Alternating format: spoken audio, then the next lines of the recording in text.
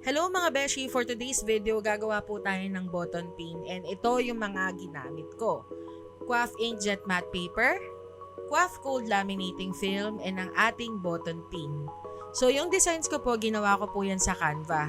So kung ano yung feeling nyo, yun po ang gawin yung design during that day.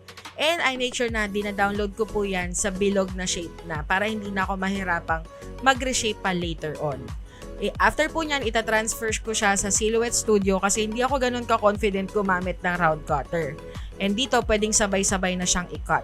So, kung wala ka namang cameo, okay lang po yan. Gamitin nyo na lang yung round cutter nyo. For the printout, lagi akong naka-high settings kasi gusto ko high definition lagi yung image na mapoproduce ng printer ko. Ang printer ko po dito is L805 using Synergy Ink. O diba, sobrang sharp, sobrang crisp ng image output ng aking printout. After po niyan, gagamitin ko yung cold laminating film. Hindi na po ako gumamit ng laminating machine kasi nga, sayang din yung kuryente. So, di ba ang ganda ng rainbow effect to?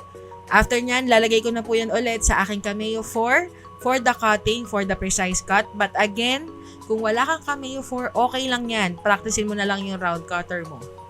After po niyan, makikita nyo sobrang precise yung pagkakabilog ng aking mga image na ilalagay sa aking button press. So ngayon, gagamitin ko naman po ang aking button press from the Crafty Crib.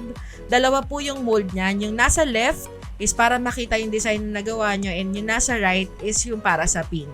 So pag nasa left po, yung image and yung bakal kailangan nakataas, nakaharap sa'yo. And yung nasa right naman is yung mismong pin, yung mismong perdible niya.